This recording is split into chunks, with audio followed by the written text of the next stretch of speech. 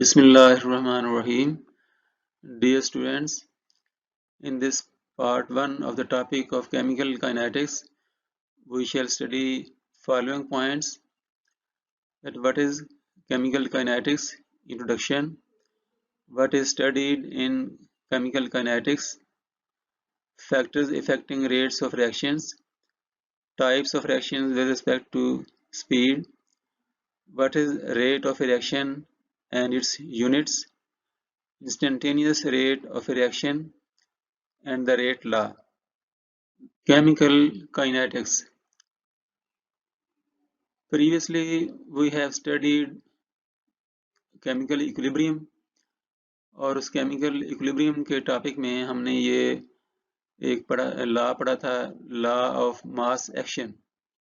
यहाँ पे मैं थोड़ा सा ये बताना चाहूँगा कि केमिकल इक्विलिब्रियम में और केमिकल काइनेटिक्स में क्या फ़र्क है और लॉ ऑफ मास एक्शन का क्या यूज़ है और केमिकल काइनेटिक्स में हम क्या स्टडी करते हैं और इसका क्या मकसद है। तो लॉ ऑफ मास एक्शन के मुताबिक जब भी हम किसी भी केमिकल इक्विलिब्रियम के लिए इस तरह की इक्वेशन लिखते हैं जिसको हम इक्विलिब्रियम कांस्टेंट एक्सप्रेशन कहते हैं, ये लॉ ऑफ मास एक्शन जो है it is concerned with the reactions which are at equilibrium. For such reactions the concentration of reactants और products do not change with the passage of time. यानी जब हम ये इक्विलिब्रियम कांस्टेंट एक्सप्रेशन लिख लेते हैं तो यहाँ पर जो ये कंसंट्रेशंस होती हैं ये वो वाली कंसंट्रेशंस होती हैं जो इस रिएक्शन के इक्विलिब्रियम पर होती हैं, और जब इक्विलिब्रियम आ चुका होता है तो उस वक्त फिर ये कंसंट्रेशंस जो हैं वक्त गुजरने के साथ साथ चेंज नहीं होती हैं, जितनी इनकी मिकदारें बननी होती हैं उतनी बन चुकी होती हैं। तो उस इक्विलिब्रियम पर ये जो मिकदारें होती हैं वो मिकदारें हम मालूम करके यहाँ लिखते हैं और फिर ये इक्विलिब्रियम कांस्टेंट एक्सप्रेशन जो है इसके लिए हम कैलकुलेशंस करते हैं। तो ये इक्विलिब्रियम कांस्टेंट एक्सप्रेशन जो है ये हम इसलिए लिखते हैं कि हम किसी भी रिएक्शन के बारे में ये मालूम कर सकें कि इक्विलिब्रियम पर उन रिएक्टेंट्स की या प्रोडक्ट्स की कितनी मिकदारें होंगी। यानी हम अगर इस रिएक्शन की मिसाल लें जिसमें नाइट्रोजन और हाइड्रोजन मिलकर अमोनिया बना रहे हैं, तो हमने अगर ये मालूम करना हो कि हमारे पास फ़र्ज़ करें कोई 500 ग्राम नाइट्रोजन है तो उससे अमोनिया कितनी बनेगी, तो फिर हम इस इक्वेशन की मदद लेंगे और इस इक्वेशन की मदद से हम ये चीज़ मालूम करेंगे जिस तरह हम केमिकल इक्विलिब्रियम वाले टॉपिक में डिटेल से पढ़ा है। Law of mass action and thermodynamics cannot help to tell that how fast the reaction will proceed from reactants to products। ये जो इक्विलिब्रियम कांस्टेंट एक्सप्रेशन है इसकी मदद से हम ये तो मालूम कर लेते हैं कि जब इक्विलिब्रियम हासिल होगा तो उस वक्त इनकी कंसंट्रेशंस कितनी कितनी होंगी, रिएक्टेंट की कितनी मिकदारें बाकी बची होंगी और उनसे प्रोडक्ट्स कितनी बनी होंगी। लेकिन ये जो लॉ ऑफ मास एक्शन की इक्वेशन है ये हमें ये नहीं बताती कि इक्विलिब्रियम के हसूल में, इक्विलिब्रियम के अटेनमेंट में, यानी इक्विलिब्रियम हासिल होने में कितनी देर लगी है, रिएक्शन कितना तेज हुआ है या कितना रिएक्शन स्लो हुआ है।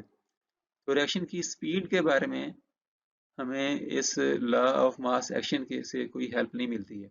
ये चीज़ जो है इसकी वजाहत हमें केमिकल काइनेटिक्स से मिलती है। केमिकल काइनेटिक्स हमें ये इस बारे में हेल्प करती है कि हम ये बता सकें कि रिएक्शन कितना तेज़ है, कितना स्लो है, कितनी देर बाद ये इक्विलिब्रियम हासिल होगा, उसमें कितना टाइम लगेगा। Chemical kinetics is concerned with the rate of any reaction at any time।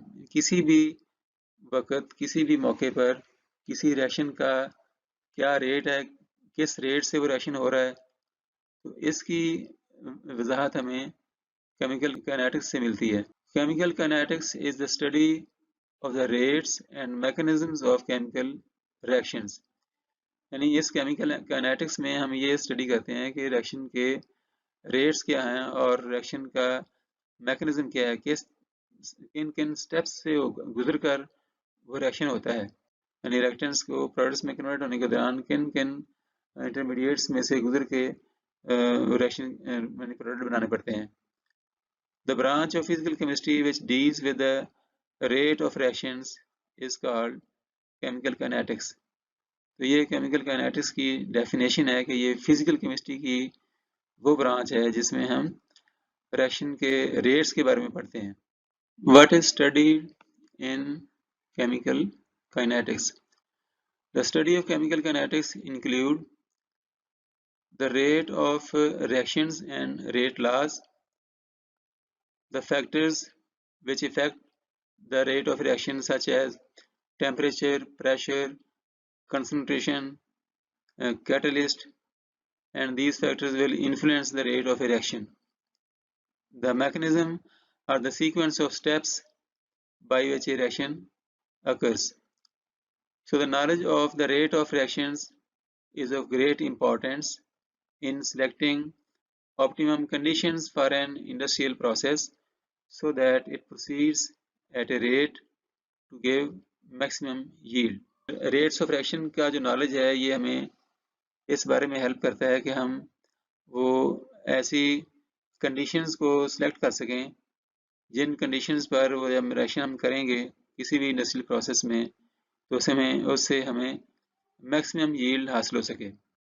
Factors affecting rates of reactions यानी किसी भी केमिकल रिएक्शन के रेट पर कौन कौन से अवामिल असरअंदाज होते हैं। तो ये चंद एक फैक्टर्स हैं जो किसी भी केमिकल रिएक्शन के रेट पर असरअंदाज होते हैं।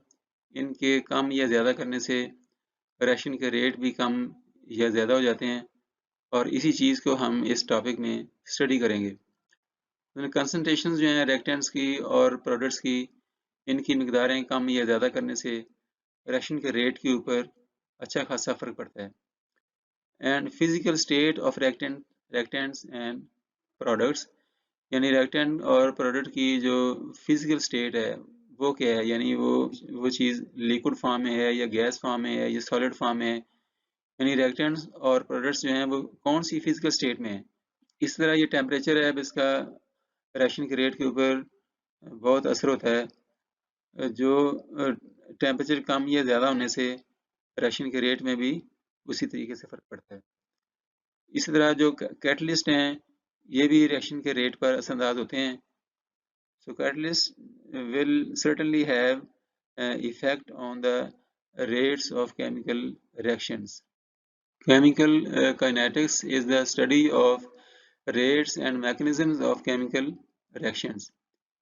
यानी इस केमिकल काइनेटिक के टॉपिक में हम रिएक्शंस के रेट्स के बारे में पढ़ते हैं और केमिकल रिएक्शन का क्या मैकेनिज्म है इस बारे में हम स्टडी करते हैं। रेट ऑफ रिएक्शन क्या चीज़ है? Rate of reaction is a measure of how fast products are formed and how fast are slow reactants are consumed to produce the products. And what is mechanism of a reaction? It is the detailed sequence of single elementary steps which lead from reactants to products. reactants को products में convert करने के दौरान कौन कौन से steps involve होते हैं उसकी जो study है उसका नाम है mechanism of a reaction। यानी फर्ज करें ये एक reaction है जो जिसमें ओजोन जो है वो ऑक्सीजन में कन्वर्ट हो रही है। तो बाज़ का तो ऐसी होता है जिस तरह ये रिएक्शन लिखा हुआ है इसी तरीके से एक ही स्टेप में वो मुकम्मल हो जाता है, लेकिन हर जगह पे ऐसा नहीं है। बेशुमार रिएक्शन ऐसे होते हैं जिनमें एक ओवरऑल रिएक्शन लिखा होता है और उसमें बेशुमार स्टेप्स इन्वॉल्व होते हैं।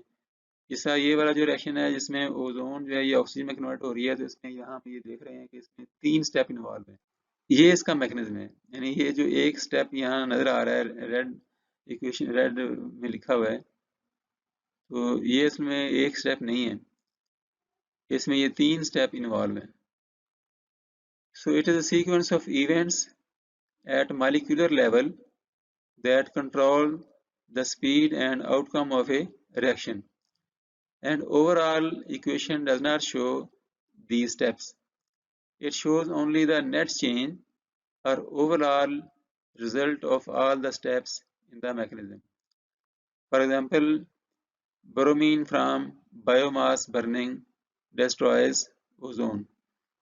यानी बायोमास जो है जिसमें ये फॉसिल्स हैं और लकड़ियां हैं और मुख्तलिफ चीज़ें जो हम यहाँ कूड़ा करकट जलाते हैं, तो उसमें जलाने के दौरान काफ़ी ज़्यादा ब्रोमीन भी वहाँ से निकलती है और ये जो ब्रोमीन है ये ऊपर फ़ज़ा में जब पहुँचती है तो वहाँ जाकर ये ओजोन की लेयर को डिस्ट्रॉय करती है और ओजोन जो है ये कन्वर्ट हो जाती है ऑक्सीजन में।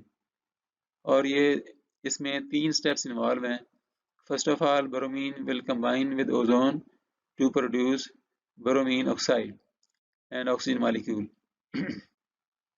सेकंड स्टेप में जो क्लोरीन है it will also combine with ozone to produce chlorine oxide and oxygen, and later on the bromine oxide and chlorine oxide will combine with each other in presence of light to produce bromine and chlorine atoms again, and then oxygen molecule is produced.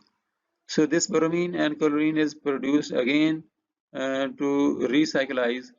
ये दोबारा फिर ये generate हो जाते हैं और ये लगातार ओजोन को ऐसा ऐसा ऑक्सीजन में कन्वर्ट करते रहते हैं। तो इस तरीके से ये ओजोन जो है ये ऐसा ऐसा ऑक्सीजन में कन्वर्ट हो जाती है और ओजोन की लेयर जो फिजा में एक ज़मीन की हिफाजत का जरिए बनती है और वो नुकसानदेह लाइट्स को ज़मीन तक पहुंचने से रोकती है। तो ये लेयर जो है ये ऐसा ऐसा पतली होती जाती है और फिर यूवी लाइट जो है वो आसानी से और मज़ीद जो ख़तरनाक शुआएं हैं वो ज़मीन तक आती हैं। तो इस तरीके से ये रिएक्शन का जो मैकेनिज़्म है वो हम इस केमिकल काइनेटिक्स में स्टडी करते हैं कि कोई रिएक्शन जो है वो किस किस स्टेप्स से होकर गुजरता है। Types of reactions with respect to speed, यानी स्पीड के लिहाज से रिएक्शंस की कितनी किस्में हैं। तो स्पीड के लिहाज से रिएक्शन की 3 किस्में हैं: इंस्टेंटेनियस रिएक्शंस, मॉडरेट रिएक्शंस और extremely slow reactions. Instantaneous reactions ऐसे हैं जो यकदम हो जाते हैं, यानी सिर्फ रिएक्टेंट्स को मिलाने की देर होती है और फौरन जो है वो प्रोडक्ट्स में कन्वर्ट हो जाते हैं। तो इस तरह के जो रिएक्शंस हैं ये नॉर्मली इनऑर्गेनिक नेचर के होते हैं, जिसमें इनऑर्गेनिक रिएक्टेंट्स मिलते हैं और वो मिलते ही फौरन प्रोडक्ट्स में कन्वर्ट हो जाते हैं। जिस तरह ये एक मिसाल दी गई है, फर्ज करें कि आपके पास एक टेस्ट ट्यूब में NaCl का सोल्यूशन है। नमक का सोल्यूशन आपने बहुत दफ़ा बनाया होगा, बेरंग होता है। पानी में आप नमक डाल दें, नमक हल हो जाएगा और पानी एक बिल्कुल क्लियर सोल्यूशन, इस तरह ये जो क्लियर आपको सोल्यूशन नज़र आ रहा है ये सोल्यूशन की फॉर्म में हासिल हो जाएगा। और इस क्लियर सोल्यूशन में अगर आप एक और टेस्ट ट्यूब में ये सिल्वर नाइट्रेट का सोल्यूशन बना लें डिस्टिल्ड वाटर में, तो ये सोल्यूशन भी बिल्कुल क्लियर होगा, बेरंग होगा, जिस तरह ये NaCl का सोल्यूशन बेरंग है और बिल्कुल क्लियर है। इसी तरह का AgNO3 का सोल्यूशन भी होता है। अब आप AgNO3 के सोल्यूशन को ड्रॉपर की मदद से इस NaCl के सोल्यूशन में जो ही आप डालेंगे तो आपको ये वाइट कलर के प्रेसिपिटेट बनते हुए नजर आएंगे। यानी सिर्फ डालने की देर है तो फौरन जो है ये वाइट PPT बनेंगे और ये वाइट PPT जो है ये सिल्वर क्लोराइड के हैं, क्योंकि ये जो AgCl है ये वाटर में इनसॉल्यूबल है और इसके बनते ही फौरन जो है ना उसके PPT ज़ाहिर हो जाते हैं, कोई देर नहीं लगती उसमें। तो इस तरह के जो रिएक्शंस होते हैं ये कहलाते हैं इंस्टेंटेनियस रिएक्शंस।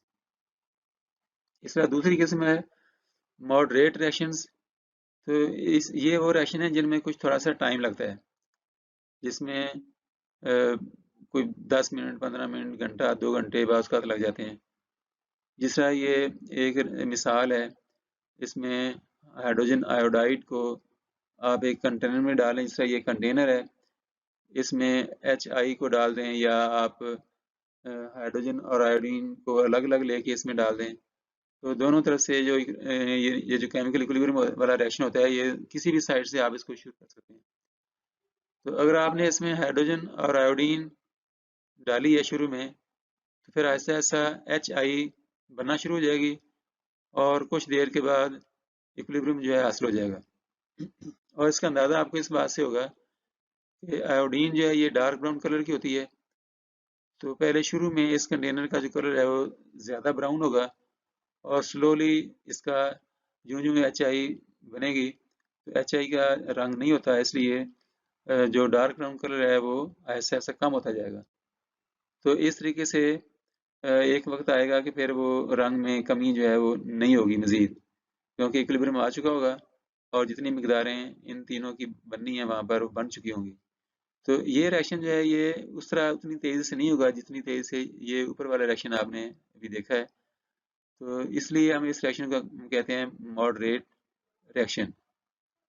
इसी तरह ये जो रिएक्शन है हाइड्रोलिसिस ऑफ एस्टर, ये भी एक मॉडरेट रिएक्शन है। इसमें किसी भी एस्टर को आप ले सकते हैं। यहाँ पर इथाइल एस्टेट लिया गया है। इथाइल एस्टेट में वाटर डालकर और फिर कोई कैटलिस्ट यहाँ पे डालते हैं हम, बेस को आमतौर पे डालते हैं OH नेगेटिव आयन। तो ये एस्टिक एसिड और एथेनॉल बनेगी। और इसका करने का तरीका ये होता है कि एक फ्लास्क लेते हैं, फ्लास्क में ये दोनों यानी वाटर और इथाइल एस्टेट मिक्स कर देते हैं और उसके बाद ये एक कंडेंसर ऊपर वर्टिकली लगा देते हैं, जिसको हम इस पूरी असेंबली को हम कहते हैं ये रिफ्लक्स का प्रोसेस हो रहा है यहाँ पर। It is a reflux reaction. तो जो सॉल्वेंट यहाँ से इवापोरेट होगा ये ऊपर यहाँ पे कंडेंस होकर वापस इसी में गिर पड़ता है। इस तरह यहाँ रिएक्शन वेसल के अंदर सॉल्वेंट की मिकदार फिर कम नहीं होती, खा जितनी देर मर्जी भी रिएक्शन आप करते रहें। और इस कंडेंसर के साथ ये वाटर भी सर्कुलेट करते हैं। तो इस सिलसिले में हम ठंडा पानी यहाँ उसकी ये इनलेट है और यहाँ से पानी जो है वो बाहर निकलता रहता है और इस तरह मुसलसल पानी यहाँ अंदर वाली ट्यूब के इर्द गिर्द सर्कुलेट करता रहता है। इसलिए जो अंदर वाली ये ट्यूब है ये हर वक्त ठंडी रहती है और वेपर जब यहाँ से इधर आते हैं इस जगह पर, वो ठंडे होकर कंडेंस होकर वापस इसी फ्लास्क में गिर जाते हैं। तो इस तरह जो सॉल्वेंट है उसकी यहाँ कमी नहीं होती कि जितनी देर मर्जी आप इसको रिएक्शन को करते रहें। तो ये नीचे इसके हीटर है और ये एक स्टरर है, इसके अंदर मैग्नेटिक स्टरर रिएक्शन को स्टर करने के लिए। और इसका मैकेनिज्म ये होता है कि ये जो इथाइल एस्टेट है इसमें ये एस्टर ग्रुप होता है C डबल बॉन्ड O, और ये ऑक्सीजन इधर भी अल्काइल ग्रुप लगा होता है, इधर भी अल्काइल है। तो इस तरह के कंपाउंड को हम एस्टर कहते हैं। और इस हाइड्रोलिसिस में वाटर का मॉलिक्यूल जो है वो ब्रेक होकर यानी O और H का जो बॉन्ड है ये ब्रेक हो जाता है और एक OH जो है ये एक साइड पे जाके अटैच हो जाता है और जो H है ये दूसरी साइड पर अटैच हो जाता है। तो H जो है यहाँ लग जाएगा, ये एस्टिक एसिड बन जाएगा और OH जो है ये यानी इथाइल के साथ मिलकर ये एथेनॉल बना देगा। तो इस तरह का जो ये रिएक्शन है ये भी मॉडरेट रिएक्शन है। ये भी कुछ देर लेता है रिएक्शन होने में। इस तरह के यानी AgNO3 वाले तरीके, AgNO3 और NaCl के रिएक्शन की तरह ये तेजी के साथ फौरन नहीं होता। तो तीसरी किस्म जो है ये एक्सट्रीमली स्लो रिएक्शंस। ये ऐसे रिएक्शन हैं जो बहुत ही ऐसे होते हैं और ये आपने अक्सर देखे हुए हैं कि जिस तरह लोहे की रॉड को अगर आप बाहर हवा में रख दें और पानी मॉइस्चर कंटेंट वहाँ पे हो तो उसको रस्ट लगना शुरू हो जाता है, जंग लगना शुरू हो जाता है और ये जंग जो है ये ऐसे ऐसा लगता रहता है और ये इंतहाई स्लो प्रोसेस है। इस तरह ये फिक्सेशन ऑफ एटमॉस्फेरिक नाइट्रोजन ये भी एक स्लो प्रोसेस है। इसमें नाइट्रोजन और हवा की जो हाइड्रोजन है ये मिलकर अमोनिया बनाते हैं या नाइट्रोजन के ऑक्साइड्स बनते हैं जो फिर आगे मज़ीद प्रोडक्ट्स के बनाने में इस्तेमाल होते हैं। तो इस तरह ये रिएक्शन जो है ये रेट के लिहाज से तीन तरह के हो गए, इंस्टेंटेनियस, मॉडरेट और एक्सट्रीमली स्लो रिएक्शंस। यहाँ पर एक ये भी ज़हन में बिठा लें कि जो इंस्टेंटेनियस रिएक्शंस हैं ये आम तौर पर आयनिक कंपाउंड्स में होते हैं और जो मॉडरेट रिएक्शंस हैं ये नॉर्मली कोवलेंट कंपाउंड्स इस तरह के मॉडरेट रिएक्शन शो करते हैं। रिएक्शन रेट या स्पीड ऑफ रिएक्शन, यहाँ हमने ये सीखना है कि रिएक्शन के रेट से क्या मुराद है या किसी रिएक्शन की स्पीड से क्या मुराद है। It is the change in concentration of any reactant or product per unit time. यानी मिसाल ये ले लें कि ये A जो है it is going to make the product B। तो इस रिएक्शन में A जो है ये रिएक्टेंट है और बी जो है ये एक प्रोडक्ट है। तो रिएक्शन से के रेट से मुराद ये है या रिएक्शन की स्पीड से मुराद ये है कि इन रिएक्टेंट या प्रोडक्ट की कंसंट्रेशन में कितनी तब्दीली आ रही है पर यूनिट टाइम। यानी अगर आप 1 मिनट का हिसाब रखते हैं या 1 सेकंड का हिसाब रखते हैं या 1 घंटे का हिसाब रखते हैं, तो ये यानी किसी भी टाइम की यूनिट के हिसाब से इन रिएक्टेंट्स की मिकदारों में क्या तब्दीली आ रही है। यानी ए जो है ये रिएक्टेंट है, बी एक प्रोडक्ट है। तो रिएक्टेंट और प्रोडक्ट की मिकदारों में वक्त के लिहाज से कितनी चेंज आ रही है। तो रेट ऑफ रिएक्शन जो है इसको जाहिर करने के ये दो तरीके हो सकते हैं कि रिएक्टेंट्स जो हैं अगर हम मिला के जब प्रोडक्ट बनाते हैं तो रिएक्टेंट ऐसा ऐसा कम होना शुरू हो जाते हैं और जो प्रोडक्ट्स हैं ये ऐसा ऐसा बननी शुरू हो जाती हैं। तो रेट ऑफ रिएक्शन से मुराद ये होगा कि रेट ऑफ डिसअपीयरेंस ऑफ ए, यानी जो रिएक्टेंट्स हैं यहाँ पे तो एक रिएक्टेंट लिखा हुआ है ना, ज़्यादा भी हो सकते हैं। तो जो रिएक्टेंट्स हैं उनकी मिकदार जो है वो ऐसा ऐसा कम होना शुरू हो जाएगी और प्रोडक्ट्स की मिकदार जो है वो ऐसा ऐसा बनना शुरू हो जाएगी। इसलिए लिखा है कि rate of disappearance of A, इसको भी हम रेट ऑफ रिएक्शन कहेंगे या rate of appearance of B. तो मैथमेटिकली हम इसको यूं लिखेंगे कि rate is equal to minus delta of delta A concentration of A divide by delta T, यानी पर यूनिट टाइम ए की कंसंट्रेशन में कितनी चेंज आ रही है। और ये चेंज है चूँकि इसकी कमी के लिहाज से होगी, इसकी डिसअपीयरेंस के लिहाज से होगी, इसलिए हमने इसके साथ नेगेटिव का साइन लगा दिया है क्योंकि इसमें कमी होनी है। और इस तरह rate of appearance of B, क्योंकि बी की मिकदार ऐसे ऐसे बननी है, इसमें इजाफा होना है, इसलिए इसके साथ पॉजिटिव का साइन लगाते हैं या साइन ना भी लगाएं तो उसका मतलब पॉजिटिव भी होता है। तो इस लिहाज से अपीयरेंस जो है ये बी की जो मिकदार है ये अपीयर होगी और ए की जो मिकदार है ये ऐसा ऐसा कम होगी, डिसअपीयर होगी।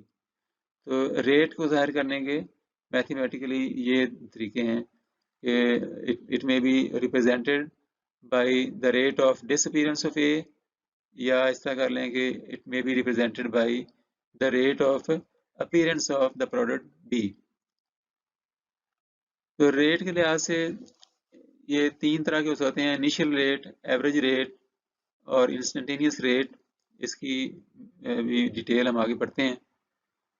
तो रेट की जो यूनिट्स हैं वो भी इसी मैथमेटिकल फॉर्म से निकलेंगी, क्योंकि rate is equal to concentration divide by time.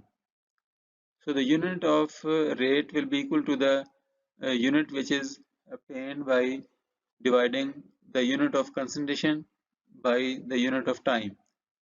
अब concentration जो है इनको हम ज़ाहिर करते हैं मोलैरिटी के हिसाब से, मोल्स पर लीटर के हिसाब से, और जो टाइम है इसको हम फर्ज करें सेकंड में लेते हैं, तो ये यूनिट बन जाएगी मोल पर डेसीमीटर क्यूब पर सेकंड।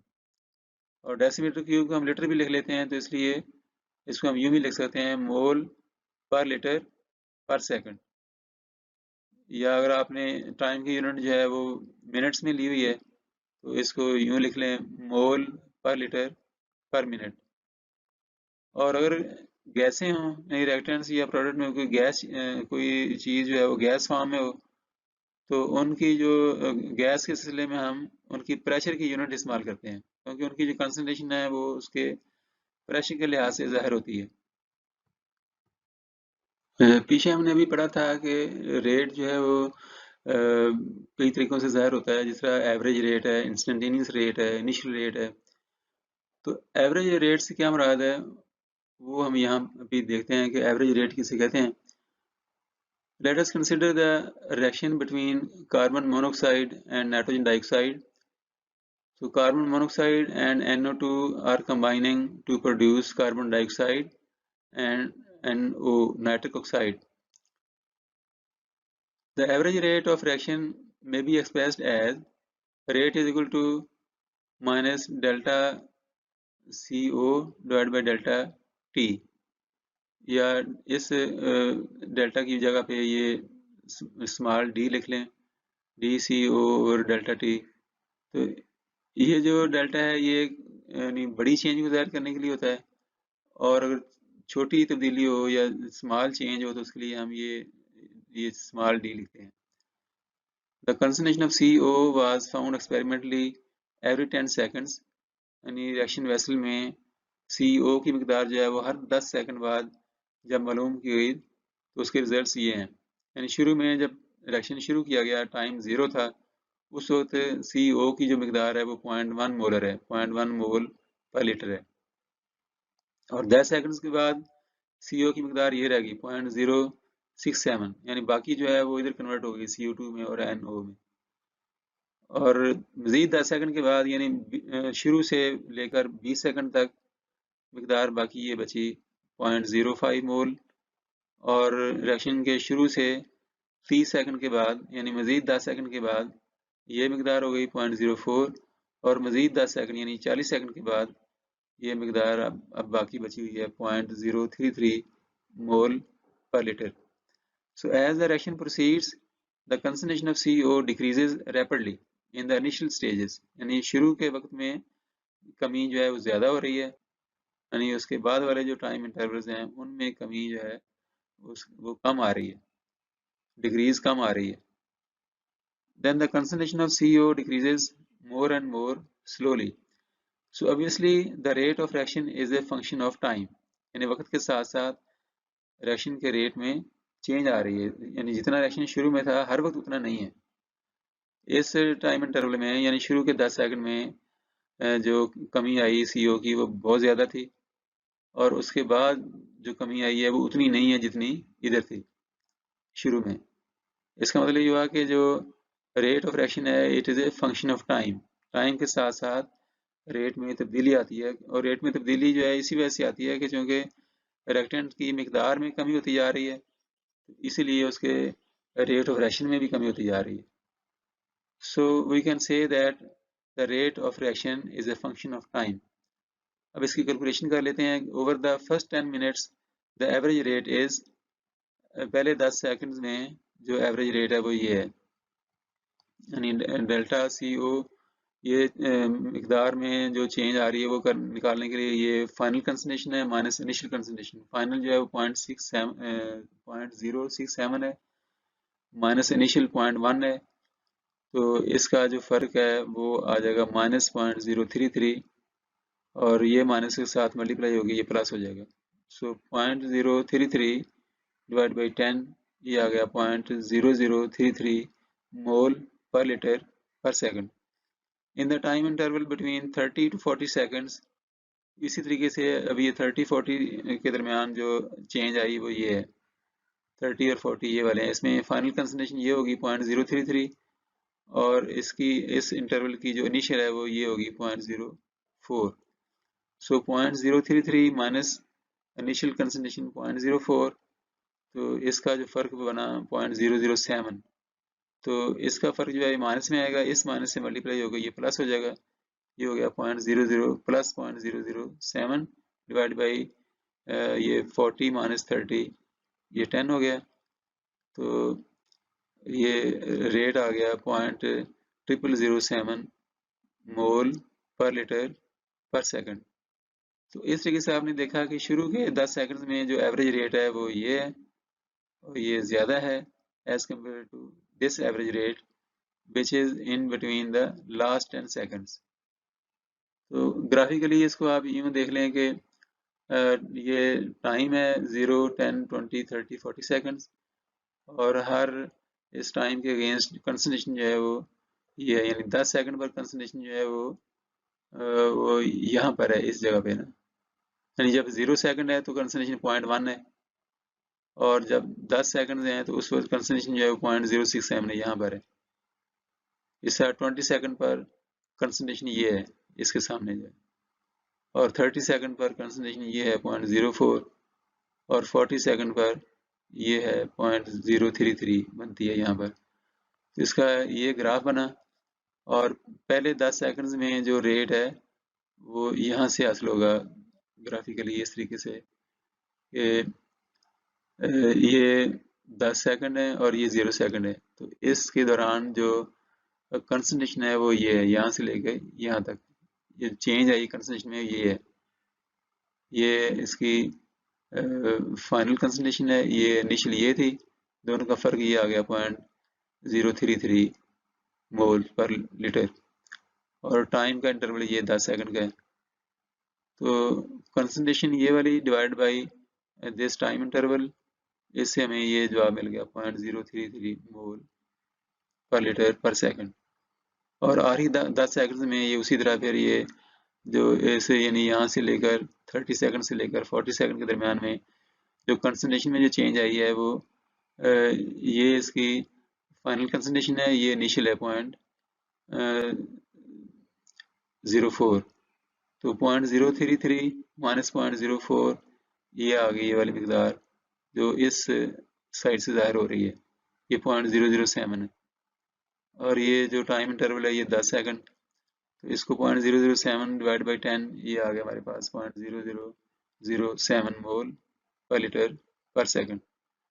तो इस तरीके से किसी भी दो टाइम इंटरवल्स के दरमियान जो रेट हम हासिल करते हैं उससे हम कहते हैं एवरेज रेट। जैसा ये आपने दो वक्फों के दरमियान यानी ये 0 सेकंड और 10 सेकंड के दरमियान ये रेट निकाला हमने, इसके लिए कंसंट्रेशन निकालने के लिए ये final concentration minus initial concentration, और इस तरह ये डेल्टा टी निकालने के लिए final time minus the initial time, ये इस तरीके से हमारे पास जो रेट आता है इसे हम कहते हैं एवरेज रेट। इस तरीके से ये जो आखिरी 10 सेकंड्स में ये रेट हमने हासिल किया, उसी तरीके से ये फाइनल कंसंट्रेशन थी, ये इनिशियल कंसंट्रेशन यानी इस टाइम पीरियड के दौरान ये कंसंट्रेशन जो है ये इसके लिए इनिशियल होगी और ये इसके लिए फाइनल होगी। तो final minus this initial, this one initial 0.040, और इस तरह ये फाइनल टाइम 40 सेकंड और ये इस इंटरवल के लिए ये 30 सेकंड इसका इनिशियल टाइम है, तो ये टाइम इंटरवल आ गया हमारे पास 10 सेकंड। तो इस तरीके से ये रेट आ गया 0.007 मोल per liter per second. So in this way we can calculate average rate of any reaction. पीछे हमने अभी एवरेज रेट को मालूम करने के बारे में पढ़ा था कि एवरेज रेट जो है ये किसी खास टाइम इंटरवल के लिए हम मालूम करते हैं। The average rates obtained by finding the slope of the curve are not always useful. They cover a large time interval during which the rate of reaction changes significantly. जिसे हमने पीछे भी देखा कि 10 सेकंड के दरमियान यानी ये 0 सेकंड है, यहाँ पर 10 सेकंड है, तो इन 10 सेकंड के दरमियान हमने जब रेट मालूम किया, तो अब इन 10 सेकंड में भी देख लें आप कि मुख्तलिफ टाइम इंटरवल पर रेट मुख्तलिफ है। यहाँ यानी 1 सेकंड पर रेट और होगा, दूसरे सेकंड पर और होगा, तीसरे सेकंड पर और है, इस तरह 10 सेकंड पहुँचते पहुँचते काफ़ी रेट में बहुत ज़्यादा चेंज आ चुकी है। बहरहाल ये इन 10 सेकंड में जो ओवरऑल रेट है वो हमने पीछे मालूम किया है। तो जो इंस्टेंटेनियस रेट है वो ये होता है कि आप किसी खास लम्हे पर बिल्कुल किसी खास एक टाइम पर जो रेट मालूम करते हैं तो उसे कहते हैं instantaneous rate. So a better way to estimate the rate of reaction is to make the time interval as small as possible. And if the interval of infinitesimally small, that is as delta t approaches zero, the rate is referred to as instantaneous rate. बिल्कुल किसी खास लम्हे के ऊपर जब time का interval जो है वो बिल्कुल जीरो के इक्वल हो, almost zero, the rate is referred to as instantaneous rate and is written as in this form, यानी मैथमेटिकली हम यूँ लिखेंगे rate is equal to delta concentration और डेल्टा टी एट, यहाँ पे टी का निशान लगा देते हैं कि किस टाइम पे आपने वो कंसंट्रेशन लिखी है, where this factor is the concentration at time t. In the present case, इस केस में भी हम जो डिस्कस कर रहे हैं case, the instantaneous rate is equal to minus delta concentration of CO at this time, particularly at this time, जो भी ये टाइम आप इसका कंसिडर करेंगे, यानी फर्ज करें ये बिल्कुल 12वें सेकंड पे आप मालूम करना चाह रहे हैं, 12वें सेकंड से भी कुछ हिस्से में, तो यहाँ पे आप लिख देंगे 12 और इधर उसका जो इंटरवल है वो कितना है, 1 सेकंड का इंटरवल है या वो 0.5 सेकंड का इंटरवल है, जितना वो टाइम इंटरवल है बहुत मामूली सा, वो यहाँ पे लिखेंगे। So thus at any time the instantaneous rate is equal to the slope of a straight line drawn tangent to the curve at that time। यानी जिस खास लम्हे हम इंस्टेंटेनियस रेट मालूम करना चाह रहे होते हैं तो वहाँ उस यानी जो रिएक्शन की जो ये कर्व है उस मौके पर हम एक टेंजेंट ड्रा करेंगे, मतलब इस लम्हे पर हम रिएक्शन का रेट मालूम करना चाह रहे हैं तो इस लम्हे जो ये कर्व है इस पर एक टेंजेंट ड्रा करेंगे और इस टेंजेंट की जो स्लोप होगी that will give us the rate of instantaneous rate of reaction at that particular time. For example, in the following figure, the instantaneous rate at 10 seconds, 10वें second पर is found to be 0.0022 mole per liter per second. The slope of tangent at 10th second is equal to the instantaneous rate. Rate law.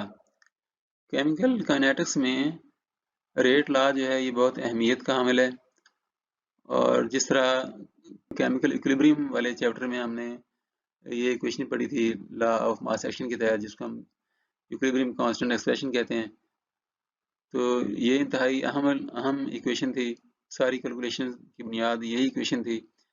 इसी तरह chemical kinetics में rate law जो है ये इंतहाई important है और केमिकल काइनेटिक्स की बुनियाद यही रेट लॉ है। The rate of reaction is directly proportional to the reactant concentrations, each concentration being raised to some power। यानी इस रेट लॉ के मुताबिक ये है कि किसी भी रिएक्शन का जो रेट है वो डिपेंड करता है उस रिएक्टेंट की कंसंट्रेशन पर। यानी जो भी रिएक्टेंट है उसकी जितनी ज़्यादा कंसंट्रेशन होगी उतना उसका रिएक्शन रेट भी ज़्यादा होगा, रिएक्शन करने का रेट भी उतना ही ज़्यादा होगा। इसलिए हम ये लिख सकते हैं कि thus for a substance A undergoing reaction the rate is proportional to the concentration of A। और फिर हम इसकी कुछ पावर भी लिखते हैं, each concentration being raised to some power। अब ये पावर कितनी होगी इसका फैसला जो है वो प्रैक्टिकल इंफॉर्मेशन से होता है, यानी प्रैक्टिकली वो रिएक्शन करके पता चलता है कि ये n की वैल्यू क्या होनी है। अब इस प्रोपोर्शनलिटी कांस्टेंट को हटाने के लिए यहाँ इक्वल का साइन जब लगाएंगे तो यहाँ एक कांस्टेंट लगाते हैं के, जिसको हम कहते हैं रेट कांस्टेंट। तो rate is equal to K into concentration of A raise to power N. अब ये एन जो है ये यानी जो केमिकल इक्वेशन को बैलेंस करने के बाद जो कोफिशिएंट्स बनते हैं ना ये उनके बराबर होना इसका ज़रूरी नहीं। ये केमिकल इक्विलिब्रियम वाले चैप्टर में उस टॉपिक में ये जो इक्विलिब्रियम कांस्टेंट एक्सप्रेशन है इसमें ये जो कंसंट्रेशंस हैं इनकी ये जो पावर होती है it is equal to the these coefficients which are obtained after balancing the equation को बैलेंस करने के बाद ये जो coefficients आते हैं वही हम यहाँ पर लिखते हैं इस इक्वेशन में। लेकिन रेट लॉ में ऐसा नहीं, रेट लॉ में ये जो n और m है ये ज़रूरी नहीं कि ये a और b के बराबर हो, बाज़ औक़ात बराबर हो भी जाते हैं और बाज़ औक़ात ये मुख्तलिफ भी हो सकते हैं, क्योंकि इनकी मिक़दारों का पता चलता है जब हम प्रैक्टिकली ये रिएक्शन परफॉर्म करते हैं। तो ये जो रेट लॉ इक्वेशन है ये उस वक्त होगी जब रिएक्टेंट सिर्फ एक ही है, फर्ज करें एक रिएक्टेंट है उसका नाम ए है। अगर रिएक्टेंट ज़्यादा है तो फिर हम रेट लॉ को इस फॉर्म में लिखते हैं। तो यहाँ पर इस रिएक्शन में दो रिएक्टेंट्स हैं तो rate is equal to K into concentration of A power N into concentration of B raise to power M. इस अगर यहाँ पर 3 होंगे या 4 होंगे तो वो भी उसी तरह आगे चलते जाएंगे, multiplied by concentration of C, concentration of D, इस तरीके से जितनी भी कंसंट्रेशन रिएक्टेंट्स की कंसंट्रेशन होंगी वो यहाँ हम लिखते जाएंगे साथ। So this equation is known as rate law या रेट इक्वेशन। तो इसको लिखने का तरीक़ेकार जो है वो अब यहाँ फिर मैं एक दफ़ा बता देता हूँ। रेट लॉ के मुताबिक ये है कि रेट जो है it is proportional to the concentration of the reactant raise to some power. और जब इसको हम प्रोपोर्शनलिटी कांस्टेंट को हटा के इक्वल लगाएंगे तो यहाँ रेट कांस्टेंट लगा देंगे। इसी तरह यहाँ पर ये लिखा हुआ है rate is equal to rate constant के multiplied by concentrations of the reactants raise to some power. अब यहाँ पर प्रैक्टिकल एग्जांपल्स यहाँ पे दी गई हैं। ये एक रिएक्शन है N2O5 producing NO2 plus O2। अब इक्वेशन बैलेंस करने के बाद ये यहाँ पे 2 और ये 4 और 1 है, लेकिन रेट लॉग में यहाँ पे ऊपर यहाँ पे 1 ही है। Rate is equal to K into concentration of N2O5 raise to power 1। ये यहाँ पे 2 के बराबर नहीं है। इसका ये है H2 plus I2 producing 2HI। इसका रेट ला ये है rate is equal to K into concentration of H2 into concentration of I2। और ये रिएक्शन जो है जिसमें NO2 is producing NO plus O2, इसमें जो रेट है it is equal to K into concentration of N2 square. यहाँ पे जो पावर है ये इस 2 के इक्वल है। इसे यहाँ पर है ये 2NO plus 2H2 N2 plus 2H2O। तो rate is equal to K into concentration of hydrogen multiply by concentration of NO raise to power 2। तो इसमें हाइड्रोजन के ऊपर यहाँ पे 1 है और NO2 की पावर जो है ये 2 है, लेकिन ये इक्वेशन में जो बैलेंस्ड इक्वेशन है उसमें H2 के साथ 2 है, जबकि रेट लॉ में 2 यहाँ पे नहीं है। इसलिए यहाँ बताया गया था कि ये जो पावर है it may be equal to the coefficients और it may be different from these coefficients, क्योंकि इनकी मिकदारें जो हैं ये हमें प्रैक्टिकली मालूम होती हैं। प्रैक्टिकल करने के बाद जो डाटा हासिल होता है वहाँ से हम ये कैलकुलेट कर लेते हैं। So powers of the concentrations in the rate law are different from the coefficients. These are determined from experimental data. Chemical kinetics का पार्ट 1 यहाँ पर मुकम्मल हुआ और उम्मीद है आपको अच्छी तरह इसकी समझ आई होगी। और इसके बारे में अपने कमेंट्स जो हैं वो कमेंट सेक्शन में ज़रूर लिखें। अपने जो भी आपके ज़हन में सवालात इसको सुनने के दौरान समझने के दौरान आए उनको भी यहाँ मेंशन करें और उनका जवाब देने की पूरी कोशिश की जाएगी। और इसके अगले जो पार्ट हैं उनके लिंक यहाँ डिस्क्रिप्शन बॉक्स में दिए गए हैं, उनको भी ज़रूर सुनें ताकि इस टॉपिक की अच्छी तरह आपको समझ आए और अपने मज़ीद क्लास फेलोज़ के साथ भी इसको शेयर करें ताकि वो भी इससे फ़ायदा उठा सकें।